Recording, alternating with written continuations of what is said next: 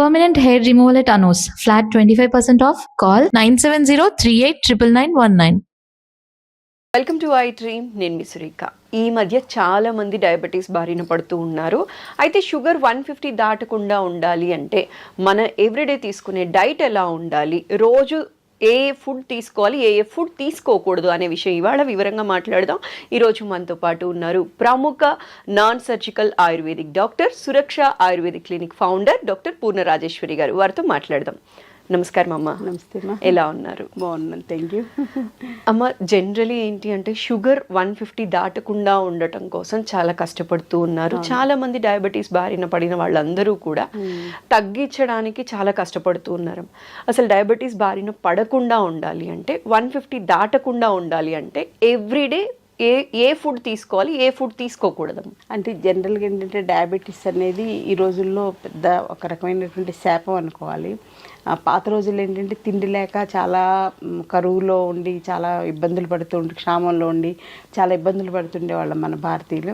ఇప్పుడు ఏంటంటే చాలా కష్టపడి ఆర్థికంగా బలపడ్డాం, కానీ ఆరోగ్యపరంగా చాలా బలహీనం అయిపోయాం.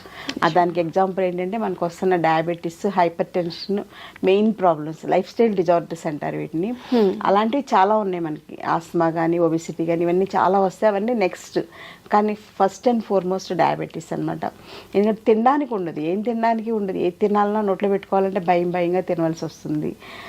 కొంతమంది చాలా స్ట్రిక్ట్గా ఫాలో అయిపోతారు, ఇంకా వాళ్ళకి తినడానికి ఏం ఉండదు అనమాట. అసలు అంత డ్రై ఇదిలో ఉంటారు, అంటే కరువులో ఉన్నట్టుగా, ఉపవాసంలో ఉన్నట్టుగా ఉంటారు అనమాట. అందుచేత కొంచెం ప్రణాళికాబద్ధంగా ఆహారాన్ని వాళ్ళు ప్లాన్ చేసుకుంటే మంచిగా ఆరోగ్యంగా తీసుకోవచ్చు. టేస్టీ ఫుడ్ కూడా తీసుకోవచ్చు. ఓకే. అంటే జనరల్గా టేస్టీ ఫుడ్ అంటే ఎలాగో అనారోగ్యకారకం అని చెప్పేసి వాళ్ళు భయపడతారు, కానీ ఇంట్లోనే కొన్ని టేస్టీ ఫుడ్స్ కూడా మనం చేసుకోవచ్చు. ఇందులో కొంచెం వీలైనంత వరకు చెప్పడానికి ప్రయత్నం చేద్దాం.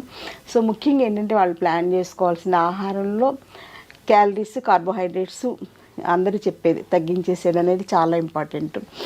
తర్వాత ఏంటంటే ప్రోటీన్స్ ఎక్కువగా ఉండాలి. తర్వాత అందరూ చాలామంది పట్టించుకోని విషయం ఏంటంటే పీచు పదార్థాలు ఎక్కువ తీసుకోవాలి. సో ఫైబర్ రిచ్ ఫుడ్, పీచు పదార్థాలు ఎక్కువగా ఉండే ఆహారం తీసుకోవడం వలన డయాబెటీస్ని మనం మేనేజ్ చేసుకోవచ్చు. డయాబెటీస్ తగ్గడం అనేది ఏమి ఉండదు, మేనేజ్మెంటే. మనం మేనేజ్మెంట్ని కరెక్ట్గా మేనేజ్ చేసుకోగలిగితే చాలు అనమాట. అది చాలు. మెడిసిన్స్ ఎక్కువ వాడకుండా, మెడిసిన్స్ వీలైతే లేకుండా కనుక డయాబెటీస్ని మనం మేనేజ్ చేసుకుంటే మోస్ట్ సక్సెస్ఫుల్ పర్సన్ అని చెప్పేసి మనం అవార్డు ఇవ్వచ్చు అనమాట. లేకపోతే ఏంటంటే ఇన్సులిన్ డిపెండెన్సీ అవుతుంది, మెట్ఫార్మిన్ విపరీతంగా వాడుతున్నారు, గ్లైసిఫేజ్ మెడిసిన్స్ విపరీతంగా వాడుతున్నారు, ఇంకా స్ట్రాంగ్ మెడిసిన్స్ కూడా వాడవలసి వస్తుంది. ఆ మెడిసిన్స్ వల్ల సైడ్ ఎఫెక్ట్స్ చాలా ఎక్కువ ఉంటాయి, భయంకరమైనటువంటి సైడ్ ఎఫెక్ట్స్ ఉన్నాయి. కాబట్టి అవి తక్కువగా వాడుకునేలాగా మన డైట్ ప్లాన్ అనేది ఇంపార్టెంట్. మీరు అడిగిన డైట్ ప్లాన్ చాలా అవసరం అమ్మా.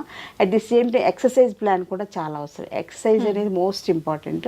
థర్డ్ ఫ్యాక్ట్ ఏంటంటే స్లీపింగ్ హ్యాబిట్స్. సో ఆహారం, వ్యాయామం, నిద్ర, ఈ మూడు కనుక కరెక్ట్గా ప్లాన్ చేసుకుంటే, ఆయుర్వేదంలో ఏంటంటే ఒక శరీరం మనిషి ఆరోగ్యంగా ఉంటారంటే త్రిస్తంభాలు అంటారు. త్రిస్తంభాలు ఏంటంటే ఆహారం, వ్యాయామం, నిద్ర. ఈ మూడు కరెక్ట్గా మేనేజ్ చేసుకుంటే ఎటువంటి వ్యాధులు రాకుండా ప్రివెంటివ్ కేర్గా మనల్ని మనం హ్యాపీగా ఉంచుకోవచ్చు, హెల్దీగా ఉంచుకోవచ్చు. అట్ ది సేమ్ టైం వ్యాధులు వచ్చినా కూడా మన మేనేజ్మెంట్ అనేది ఈజీగా ఉంటుంది అనమాట. సో దానికి ఏంటంటే ముందు ఫస్ట్ పాయింట్ డైట్ గురించి చూద్దాం. డైట్లో ఎర్లీ మార్నింగ్ లేచిన వెంటనే మంచినీళ్ళు తాగడం అనేది ఫస్ట్ స్టెప్. వీలైతే గోరువెచ్చటి నీళ్ళు తాగడం.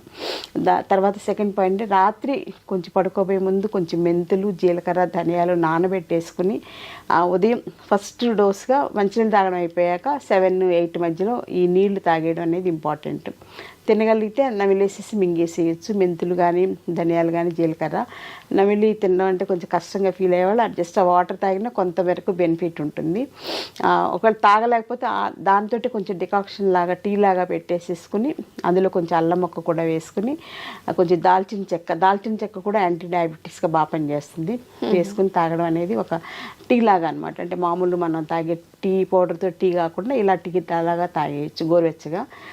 తర్వాత 9 లోపల బ్రేక్ఫాస్ట్ ఏంటంటే ఇడ్లీ లాంటివి సాఫ్ట్ ఫుడ్స్ కామన్ అని కదా, ఇడ్లీ కానీ, ఉప్మా కానీ అలాంటివి. సో ఇడ్లీ మామూలు ఇడ్లీ. ఉప్మా మాత్రం బొంబాయి రవ్వ ఉప్మా కాకుండా మొక్కజొన్న రవ్వ ఉప్మా కానీ, లేకపోతే ఎల్లో కలర్లో ఉంటుంది ఒక రకమైన రవ్వ, బన్సీ రవ్వ అంటాం, అది కానీ, లేకపోతే గోధుమ రవ్వ ఉప్మా కానీ, ఏదైనా ఎక్కువ క్వాంటిటీ కాకుండా ఒక 2 to 3 ఇడ్లీస్ సైజ్ అయితే అలా మామూలుగా 4 ఇడ్లీస్ తినేవాళ్ళు 3 ఇడ్లీసే తీసుకోవాలి. దాంతో పాటుగా ఏంటంటే వెజిటబుల్ సలాడ్ కానీ వెజిటబుల్ సూప్ కానీ తీసుకోవాలి. అంటే ముఖ్యంగా క్యాబేజ్ ఫైబర్ బాగుంటుంది కాబట్టి క్యాబేజ్ బాగా తీసుకోవచ్చు, క్యారెట్ వేసుకోవచ్చు, బీన్స్ వేసుకోవచ్చు, ఇంకేదన్నా మనకు అవకాశం ఉంటే వేసుకుని అవన్నీ ఉడకబెట్టేసేసుకుని అది కొంచెం ఉడకనివ్వాలన్నమాట. కొంచెం ఒక 5 minutes ఉడికాక అది వడకట్టుకుని సూప్ లాగా తాగేయచ్చు, లేదా సలాడ్స్ లాగా తీసుకోవచ్చు. అందులో టేస్ట్ కోసం కానీ కొంచెం ఉప్పు వేసుకోవచ్చు, కొంచెం నిమ్మరసం కూడా వేసుకోవచ్చు, కొంచెం మిరియాల పౌడర్ కూడా వేసుకోవాలి. మిరియాల పౌడర్ కూడా డయాబెటీస్కి మంచిది కాబట్టి అలా తీసుకోవచ్చు. అది బ్రేక్ఫాస్ట్ టైంలో. అంటే ఇడ్లీ క్వాంటిటీ కొంచెం తగ్గించుకుని ఆ ప్లేస్లో సలాడ్స్ తోటి ఫిలప్ చేసుకున్నాం అనమాట. అది ఒకటి. నెక్స్ట్ 11 o'clock ఆ టైంలో ఆఫీస్కి వెళ్ళినా పక్కన ఒక బాటిల్లో మజ్జిగ చేసుకుని పట్టుకెళ్ళాలి. ఆ మజ్జిగ కూడా ఏంటంటే రాత్రిపూట ఒక 1/2 liter పాలు తోడుపెట్టేటప్పుడు అందులో ఒక 2 స్పూన్లు మెంతులు వేసేసి తోడుపెట్టేసేయాలి. సో మెంతుల్లో ఉండేటువంటి యాంటీ డయాబెటిక్ యాక్షన్ అంతా కూడా పెరుగులోకి వచ్చేస్తుంది. సో మళ్ళీ పెరుగు వాడకూడదు. పెరుగు వల్ల కూడా డయాబెటీస్ పెరుగుతుంది. మజ్జిగే వాడుకోవాలి.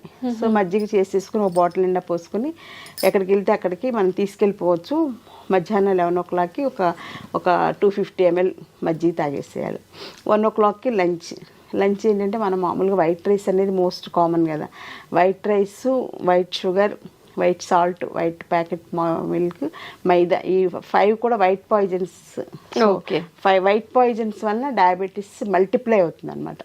సో ఈ 5 కూడా తీసుకెళ్ళి కాశీలో వదిలేయాల్సిందే డయాబెటీస్ పేషెంట్స్. సో ఈ 5 వైట్ పాయిజన్స్ వదిలేస్తే సగం శని వదిలిపోయినట్టు అనమాట. లేకపోతే ఆ వైట్ రైస్ వల్లనే డయాబెటీస్ బాగా పెరిగిపోతుంది.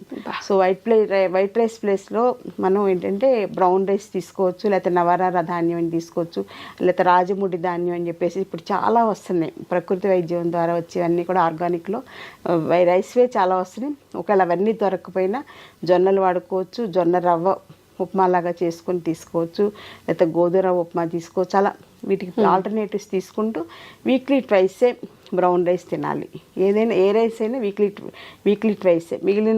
మిగిలిన రోజులన్నీ కూడా గోధుమ రవ్వ కానీ లేకపోతే జొన్న రవ్వ కానీ ఇలాంటి వాటితోటి అన్నంలా వండుకోవడం ఏదో ఒకటి అలా ప్రిపేర్ చేసుకుని తీసుకోవాలి. కానీ కర్రీస్ మాత్రం బాగా తీసుకోవాలి. ముఖ్యంగా పప్పు కంపల్సరీగా ఎవ్రీ డే లంచ్లో ఉండాలి.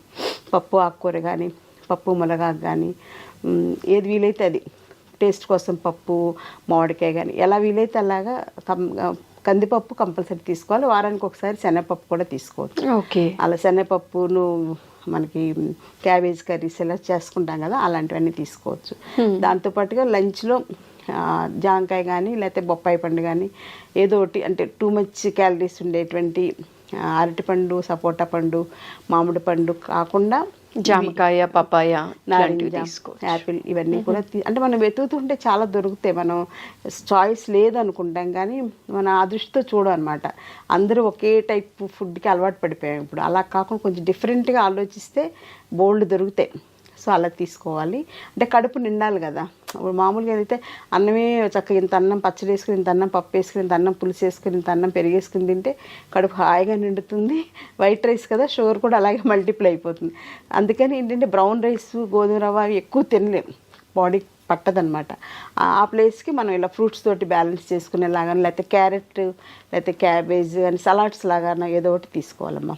తర్వాత మళ్ళీ ఈవినింగ్ 4 o'clock టీ కానీ, తర్వాత ఇంకా ఏదన్నా మజ్జిగ కానీ లేకపోతే హెల్త్ డ్రింక్ అల్లం టీ తోటి కానీ అలాంటివి ఏదో తీసుకోవచ్చు. ఏమీ లేకపోతే కొంచెం కొబ్బరి నీళ్ళు కానీ అలా అయినా పర్వాలేదు.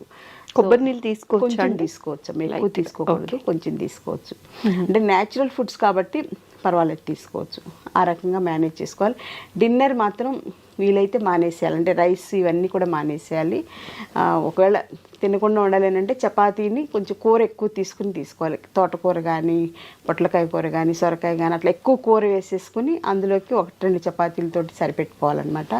లేదంటే రాగి జావ ఉంటుంది కదమ్మా, రాగి జావ బాగా ఎక్కువ క్వాంటిటీలో రాగి జావ కానీ, రాగి సంకటి కానీ అలాంటివి తీసుకుని కొంచెం మజ్జిగ తాగడానికి తీసుకుంటే సరిపోతుందన్నమాట. సో ఈ రకంగా డైట్ ప్లాన్ చేసుకోవాలి. పడుకోబోయే ముందు వీలైతే ఒక 250 ml కానీ 200 ml కానీ ఆవు పాలు తీసుకోవాలి. దీనివల్ల ఏంటంటే బాడీలో కాల్షియం డెఫిషియన్సీ రాకుండా ఇలా కేర్ ఉంటుంది. సో మెయిన్గా మానేయాల్సింది ఏంటంటే బిస్కెట్స్ తినడం మానేయాలి. చాలామంది చెప్పేది ఏంటంటే డాక్టర్స్ కానీ ఎవరైనా చెప్పేది అంటే మధ్యలో ఎప్పుడు ఆకలిస్తే అప్పుడు 2 అవర్స్కి ఒకసారి బిస్కెట్స్ తినేసేయండి అని చెప్తారు. బిస్కెట్స్లో మైదా ఉంటుంది, అందులో ఫ్రక్టోజ్తో చేసినటువంటి షుగర్ బేస్డ్ ఇవన్నీ ఉంటాయి. అలాగే ఆర్టిఫిషియల్ షుగర్ అని చెప్పేసి బయట పంచదార కాకుండా వాడుతుంటారు, అది ఇంకా డేంజర్ అనమాట. అది అస్సలు మంచిది కాదు, క్యాన్సర్ని కలిగిస్తుంది అనమాట అది. సో అలాంటి ఆర్టిఫిషియల్ షుగర్ కూడా వాడకూడదు. వీలైతే మానేసి నోరు అలాగా అలవాటు చేసుకుంటే ఆ చప్పిడిగా అలవాటు అయిపోతుంది. అలా ప్లాన్ చేసుకుంటే సరిపోతుంది. ఈ డైట్ ఇలా ప్లాన్ చేసుకుంటే షుగర్ మీరు అడిగినట్టు 150 దాటకుండా మనం కేర్ తీసుకోవచ్చు. అలాగే ఎక్సర్సైజ్ కూడా చాలా ఇంపార్టెంట్. మన నెక్స్ట్ స్టెప్ ఎక్సర్సైజ్. అలా ఎక్సర్సైజ్ మంచిది కదా అని ఎక్కువ ఎక్సర్సైజ్ చేయడం కూడా మంచిది కాదు. ఎక్కువ జిమ్కి వెళ్ళిపోవడం, ఎక్కువ వాకింగ్ చేసేసేయడం, ఎక్కువ యోగా చేసేసి అతి సర్వత్ర వర్జేత్. సో కొంచెం ఒక 20 to 30 minutes వాకింగ్. చిన్నవాళ్ళు అయితే బ్రిస్క్ వాకింగ్ చేయొచ్చు, కొంచెం పెద్దవాళ్ళు అయితే ఒక మాదిరిగా ఎండ తగిలేలాగా. ఎండ తగలడం అనేది చాలా ఇంపార్టెంట్ శరీరానికి, అదొకటి చాలా ఇంపార్టెంట్. తర్వాత ఏంటంటే యోగా కూడా ఇంపార్టెంట్. యోగాలో స్పెషల్ ఆసనాస్ ఉన్నాయి, పశ్చిమోత్తాసనం, ఇలాంటి ధనురాసనం, ఇలాంటివన్నీ కూడా ప్యాంక్రియాస్ మీద, తర్వాత మూత్రపిండాలు ఉంటాం కదా, కిడ్నీస్ మీద పనిచేసేలాగా ఉంటాయి. అవి స్పెషల్గా ఆయుర్వేదిక్ యోగా డాక్టర్ గైడెన్స్లో నేర్చుకుంటే కనుక యోగా కూడా రెగ్యులర్ యోగా అనేది చాలా ఇంపార్టెంట్. అలాగే ప్రాణాయామ సెషన్స్ ఉంటాయి, breathing exercises. So breathing exercise అని ఏంటంటే అందరూ అనుకున్నట్టు ఊపిరితిత్తులకి ఆక్సిజన్ అందడమే కాదు, ప్రాణశక్తి కూడా అందుతుంది అనమాట. అందుకే దాన్ని ప్రణవ ప్రాణాయామ అంటారనమాట. సో అలాంటి చెప్పే యోగా డాక్టర్స్ చాలామంది ఉన్నారు.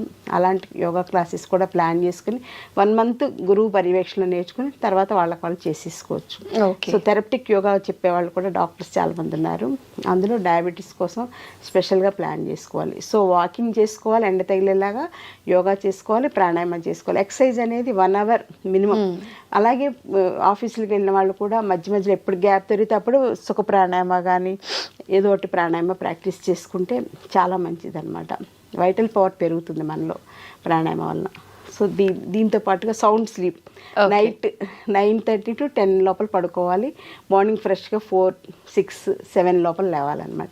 ఇంకా 7 దాటి నిద్రలేస్తే అసలు వాళ్ళకి రోజంతా కన్ఫ్యూజను, మెటబాలిజం అంతా కూడా ఇర్రెగ్యులర్ అయిపోతుంది. సో డయాబెటీస్ అనేది మెటబాలిక్ డిజార్డర్ కాబట్టి మన శరీరంలో ఉండేటువంటి మెటబాలిజంని మనం కోఆర్డినేట్ చేసుకుంటూ అనుసంధానంగా ఆహారం, వ్యాయామం, నిద్ర ప్రణాళికబద్ధంగా చేసుకుంటే డయాబెటీని అధిగమించవచ్చు. అలాగే డయాబెటీస్ తోటి మేనేజ్ చేసుకోవచ్చు. డయాబెటీస్ వల్ల సో మెనీ కాంప్లికేషన్స్ వస్తాయి అన్నమాట. అంటే ముఖ్యంగా రెటినోపతి, నెఫ్రోపతి, న్యూరోపతి, ఇలాంటి కార్డియోపతి, ఇలాంటివన్నీ రాకుండా మనల్ని మనం కాపాడుకోవాలంటే మీరు అడిగినట్లుగా షుగర్ లెవెల్స్ ఫాస్టింగ్లో 150 80% దాటకుండా కేర్ తీసుకోవాలి. అలాగే కొంచెం టేస్టీ ఫుడ్స్ కూడా ఇంట్లో చేసుకోవచ్చు. మనం సపోజ్ బయట చెత్త బిర్యానీ తింటూ ఉంటారు, అలా కాకుండా మనం ఇంట్లో వెజిటబుల్ బిర్యానీ, ఎక్కువ క్యాబేజ్ ఇవన్నీ ఎక్కువ వేసి, క్యాబేజ్ కానీ క్యారెట్ కానీ ఇలాంటివన్నీ వేసుకొని, బీన్స్ ఇవన్నీ ఎక్కువ వేసుకోవాలి, కొంచెమే రైస్ వేసుకోవాలన్నమాట. ఆ రైస్ వెజిటబుల్స్ ఎక్కువ ఉంటాయి అప్పుడు అలాంటి బిర్యానీ మనం టేస్టీగా చేసుకుంటే చాలా బాగుంటుంది అనమాట. బయట దొరికే వాటికన్నా కూడా. బయట ఏంటంటే వాళ్ళు కలర్స్ వేస్తుంటారు, కెమికల్స్ వేస్తుంటారు రుచి కోసం ఎక్స్ట్రా.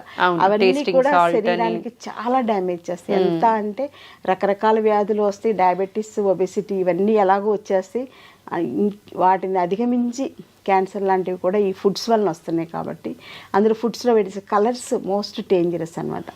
బయట ఫుడ్స్ 100% మానేస్తే డయాబెటీస్ మనం సగం సక్సెస్ అయినట్టే. ఇంకా మిగిలిన సగం ఇంట్లో మంచిగా మనం డైట్ ప్లాన్ చేసుకుంటే హ్యాపీగా డయాబెటీస్తో కలిసి సహజీవనం చేస్తూ అది మనల్ని బాధ పెట్టకుండా మనం ఆరోగ్యంగా ఉండేలాగా జాగ్రత్త పడవచ్చు. థ్యాంక్ యూ సో మచ్ అమ్మ, చాలా సవివరంగా తెలియచేశారు. నమస్కారం. నమస్తే.